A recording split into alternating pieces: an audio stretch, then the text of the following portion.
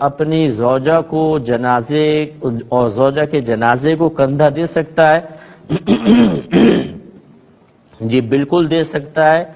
یہ بہت غلط خیال ہے کہ شوہر مرنے کے بعد بیوی کو نہ دیکھ سکتا ہے، نہ چھو سکتا ہے، نہ جنازے کو کندھا دے سکتا ہے۔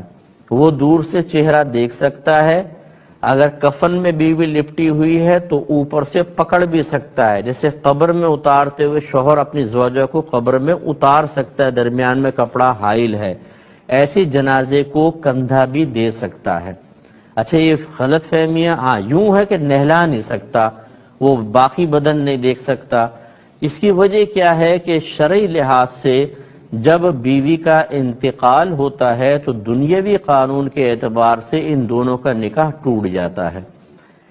وجہ سی کیا ہے؟ نکاح ٹوٹ جانے کی علامت کیا ہے کہ اگر شوہر کی 4 بیویوں ایک کا انتقال ہو جائے، جیسے انتقال ہو یہ ایک اور عورت سے شادی کر کے 4 کی تعداد دوبارہ پوری کر سکتا ہے۔ اگر اس کا نکاح اس سے بریک نہ ہوتا تو یہ تو 5ویں ہو جاتی، اور 5ویں سے نکاح جائز نہیں۔ اس اعتبار سے ہم کہتے ہیں دنیاوی لحاظ سے نکاح ٹوٹ گیا، لیکن اخروی لحاظ سے اس کا نکاح اب بھی قائم ہے۔ مثال کے طور پر اگر یہ بیوی کا انتقال ہوا بروز قیامت، چاہے آدمی 4تھی شادی کر لے، بروز قیامت یہ عورت کس کی بیوی اٹھے گی؟ اسی کی اٹھے گی۔ اور اگر اس نے اور کوئی شادی نہیں کرتا، یا ایک کی تھی بیوی مر گئی، یا یہ اسی سے شادی تھی مر گئی دوسری شادی کر لی، تو پھر کیا اس کا نکاح یہ آخرت میں اس کی بیوی نہیں ہوگی؟ اسی کی بیوی ہوگی۔ تو اس کا مطلب ہے بیوی ہے۔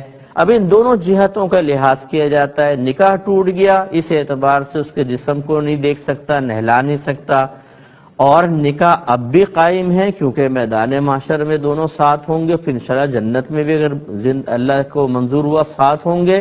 اس اعتبار سے نکاح قائم ہے۔ جب نکاح قائم ہے تو دیکھ بھی سکتا ہے، جنازے کو کندھا بھی دے سکتا ہے، اور کپڑے سے یعنی کفن کے اوپر سے پکڑ کر قبر میں اتار بھی سکتا ہے۔ کیا خاندانی بے نمازی سے قطع تعلق کر سکتے ہیں جبکہ وہ بڑا ہو یا چھوٹا؟ اسے نماز کی دعوت کیسے دیں؟ دیکھیں بڑا ہو تو نماز کی دعوت بہرحال انہیں بھی دائرہ ادب میں رہ کر کہہ سکتے ہیں، آپ پیار محبت سے کہیں، اور چھوٹا ہے تو پھر اس کو ڈانٹ کے بھی کہہ سکتے ہیں اگر آپ کے چھوٹے بھائی بہن جیسے ہوتے ہیں، تو یہ تو کوئی مسئلہ ہی نہیں ہے، ہمت کر کے آپ ان کو کہنا چاہیے، یا ایسا ماحول بنائیں، کوئی کتاب وغیرہ لا کر دیں جن میں عذابات کا بیان ہو، ایسی کوئی سپیچز سنا دیں، ہمارے پروگرام سنوا دیں، تاکہ سننے کے بعد اثر ہوتا ہے، اور آپ ڈائریکٹ کہیں گے تو شاید بڑا اثر قبول نہیں کرے گا، تو تلقین تو کرنی چاہیے۔ ہاں اگر آپ کو یقین ہے کہ جھگڑا کرے گا، بات نہیں مانے گا، فتنہ فساد پھیلائے گا، تو پھر آپ کا تلقین نہ کرنا بھی جائز ہے، پھر اس کے حال پہ چھوڑ دیں۔ اور دوسری جہاں تک آپ نے قطع تعلق کی بات کہی، تو میں نے پہلے بھی شاید یہ سمجھانے کی کوشش کی تھی کہ کیا ایک نماز ہی ایسی چیز ہے جس کی بنا پہ قطع تعلق کریں گے؟ اور بہت سارے گناہ کبیرہ بھی گھر والے کر رہے ہوتے ہیں۔